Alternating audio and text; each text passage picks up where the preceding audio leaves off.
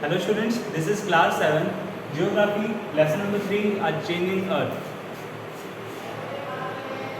So basically in this chapter we understand how our earth is changing due to many forces कि हमारा earth कई forces के कारण किस तरह से continuously change होता जा रहा है और ये forces basically कौन कौन सी forces हैं like interior forces और internal और external forces. Okay, internal और external both forces हैं जिसके कारण हमारा जो अर्थ है वो कंटिन्यूसली चेंज होता जा रहा है, उसमें हमें एक चेंज देखने को मिलता है.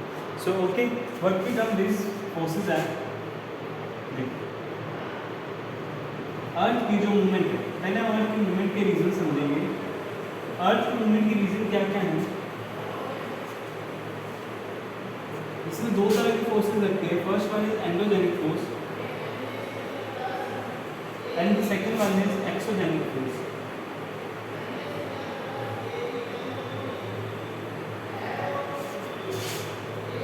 Okay, endogenic and exogenic forces ये दो तरह की फोर्सेस होती हैं जो अर्थ को इफेक्ट करती है इंटरनली एंड एक्सटर्नली. ओके, तो अर्थ की मूवमेंट किस किस तरह से चेंज होती है हम इसके बारे में पढ़ रहे हैं.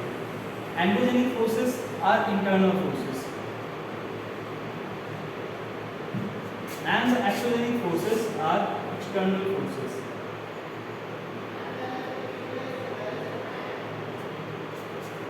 अब एंडोजेनिक में दो एग्जांपल आते हैं हमारे पास और फिर दो टाइप्स आते हैं यहाँ पे basically.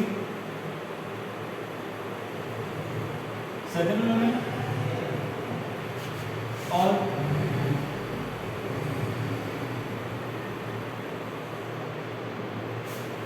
Slow movement. Okay, sudden movement या स्लो मूवमेंट ये हमारे पास बेसिक दो टाइप आते हैं एंडोजेनिक फोर्सेस के. First we understand this. तो सडन मूवमेंट किस किस रीजन से होती है बच्चों. First one is earthquake and the second one are volcanoes. ओके, और स्लो मूवमेंट किस कारण से होती है. टेक्टोनिक एक्टिविटी के कारण. ठीक है, तो sudden movement slow movement tectonic activity के कारण और सडन मूवमेंट किस कारण से होती है. अर्थक्वेक या वोल्केनोस के कारण. इनको हम इन ब्रीफ समझेंगे कि ये किस किस कारण से होती है और इनमें क्या क्या चीज़ें होती है. ठीक है, एक्सोजेनिक जो हमारी फोर्सेज होती है वो 4 टाइप की फोर्सेज होती है हमारी. Simply they are water, wind, third one is ice and the fourth one are waves. तो बेसिकली हमारी 4 टाइप की फोर्सेज हैं जो एक्सोजेनिक है, बाहर से हमें इम्पैक्ट करती हैं, और जो हमें इंटरनली इम्पैक्ट करती है वो हमारी एंडोजेनिक फोर्सेज हैं. ओके, तो हम इनको एक एक करके समझना शुरू करते हैं.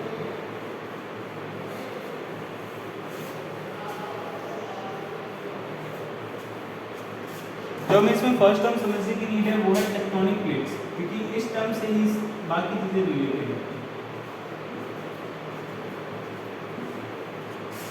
Tectonic plates are basically big piece of rock. ठीक है, रॉक के बहुत बड़े बड़े पीसेस होते हैं जिससे हमारा पूरा अर्थ का क्रस्ट और अर्थ बना हुआ, अर्थ के लोअर पार्ट जो लाइथोस्फेरिक पार्ट है वो बना हुआ है.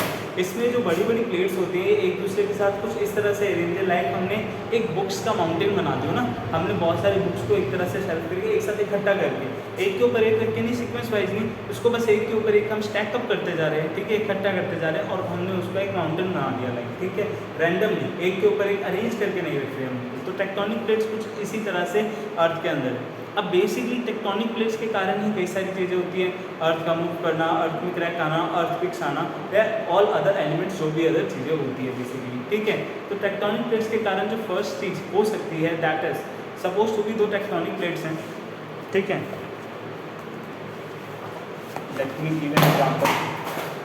दो टेक्टोनिक प्लेट्स हैं बेसिकली. तो टेक्टोनिक प्लेट्स के टकराने से या फिर टच होने से और एक दूसरे को पुश करने से क्या बनते हैं, माउंटेन्स बनते हैं. Okay, mountains are just form like this due to the tectonic movement of tectonic plates. तो इससे माउंटेन्स बनते हैं. और साथ ही साथ अगर कोई टेक्टोनिक प्लेट बीच में से टूट जाए, हट जाए, तो वहाँ पे क्या होगा, दूसरी टेक्टोनिक प्लेट्स मूव करना स्टार्ट करेगी और इस मूवमेंट के कारण अर्थक्वेक जनरेट होगा, वोल्केनोस आएंगे और ये सब चीज़ें.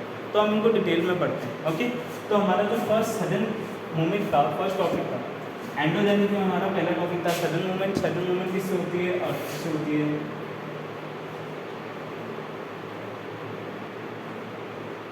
अर्थक्वेक से सडन मूवमेंट अर्थक्वेक आते हैं तो उससे अर्थ के आने से पहले एक छोटी सी वेव आती है जो सिर्फ वाटर को इफेक्ट करती है, पानी उससे मूव करता है हल्का सा, ठीक है, हमें बहुत कम वो या महसूस नहीं होती या बहुत कम महसूस होती है। फिर एक छोटी वेव और आती है जो हमें थोड़ी महसूस होती है और लास्ट में फाइनल अर्थक्वेक आता है, ठीक है।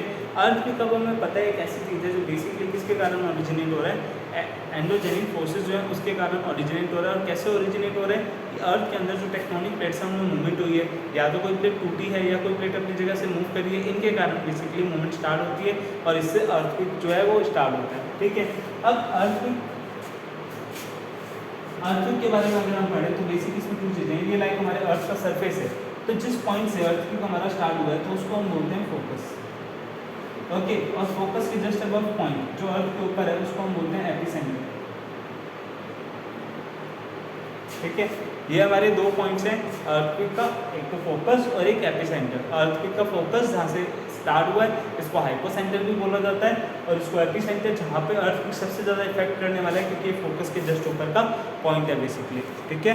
अब अर्थक्वेक के कारण कभी कभी कई जगहों पर फॉल्ट भी आ जाते हैं, ज़मीन भी जो टू पार्ट्स में डाइवर्ट हो जाती है, बिखर जाती है, टूट जाती है, ठीक है। अब हम अर्थक्वेक को मेजर करते हैं कि अर्थक्वेक किस टाइम पे कितना तेज है या उसका मैग्नीट्यूड कितना ज़्यादा है। तो अर्थक्वेक का मैग्नीट्यूड यानी कि वो कितनी बड़ी जगह पे आया और कितना तेज आया उसको मेजर करने के लिए हम बेसिकली किसका यूज़ करते हैं, रिएक्टर स्केल का यूज़ करते हैं। जो हमारा रिएक्टर स्केल है ये हमें 1 to 10 तक की रीडिंग्स देता है। 1 to 10 तक की रीडिंग्स जैसे हमारे मार्क्स आते हैं तो हमें पता चलता है हमारी परफॉर्मेंस कितनी अच्छी थी। वैसे अर्थक्वेक के जब अर्थक्वेक को भी हम मार्क्स देते हैं 1 to 10 तो हमें उससे पता लगता है कि रिएक्टर स्केल में कि अर्थक्वेक जो है उसकी जो मैग्नीट्यूड था उसका मैग्नीट्यूड कितना ज़्यादा है, ओके। तो बेसिकली हमें अर्थक्वेक की यहाँ पे डिटेल्स पता लगती हैं। और जो 7 to 8 मैग्नीट्यूड का अर्थक्वेक होता है वो एक बहुत बड़ी पूरी सिटी को एक तरह से ख़त्म करने के लायक होता है, यानी वो एक पूरी सिटी को अच्छी तरह ख़त्म कर सकता है, ठीक है।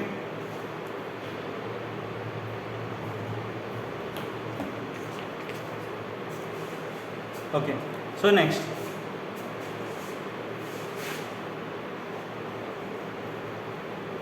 The next is volcano. जो हमारी सडन मूवमेंट में दूसरी चीज़ थी वो थी volcano. So what is a volcano, we know, ठीक है, बेसिकली एक माउंटेन टाइप स्ट्रक्चर होता है, उसके अंदर एक वेंट होता है जो वेंट नीचे से कनेक्टेड होता है। तो क्या होता है बेसिकली जब भी टेक्टोनिक प्लेट्स मूव करती है या अंदर का प्रेशर बाहर रिलीज होने की कोशिश करता है तो वो इस वेंट से होता हुआ और वोल्केनो से बाहर आके अर्थ के सरफेस पे आ जाता है। तो this is a volcano. Volcanoes कभी कभी माउंटेन्स की फॉर्म भी ले लेते हैं जब उनकी जो वेंट होती है पूरी तरह बंद हो जाती है और अब उनके अंदर से कभी भी उनका एक्टिव होने का डर नहीं रहता है, ठीक है। तो बेसिकली हमें इस तरह के काफ़ी वोल्केनोज देखने को मिलते हैं, माउंटेन्स देखने को मिलते हैं जो वोल्केनो से ही बने हुए हैं। तो volcano I think you understood. तो वोल्केनो किस किस रीज़न से होता है बता दिया कि या तो अर्थक्वेक आएगा इस रीज़न से, अंदर का प्रेशर रिलीज होगा इस रीज़न से, और इफ अंदर के प्रेशर रिलीज होने के कारण कभी अर्थक्वेक ये वोल्केनो आता है, लावा बाहर आता है, तो उस समय क्या होता है अर्थक्वेक जरूर आता है। जब भी वोल्केनो विस्फोट होता है तो मोस्टली चांसेस में अर्थक्वेक आता है क्योंकि अंदर की टेक्टोनिक प्लेट्स पूरा मूव करती हैं, अंदर का इतना जो मटेरियल है वो बाहर आ जाता है, ओके।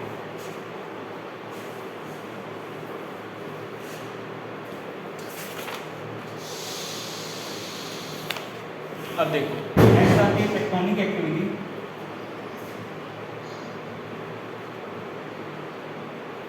बेसिकली टेक्टोनिक एक्टिविटी मतलब क्या है, टेक्टोनिक प्लेट्स की एक्टिविटी, ओके। टेक्टोनिक प्लेट्स का मूव करना, तो टेक्टोनिक प्लेट्स के मूवमेंट से तीन चीज़ें होती है या फिर इनकी जो मूवमेंट है वो 3 वेज से होती है। फर्स्ट है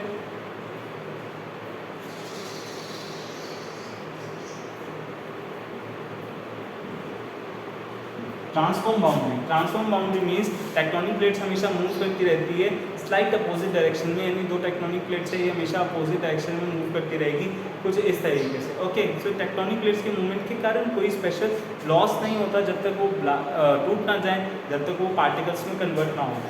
the second is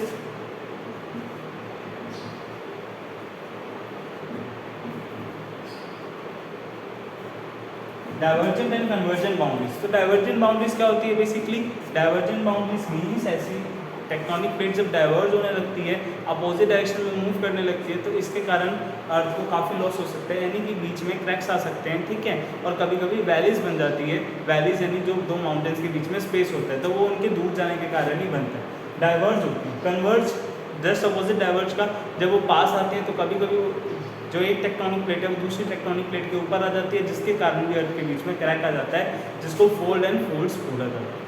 So this is our basic topic and we will continue the topic in the next video.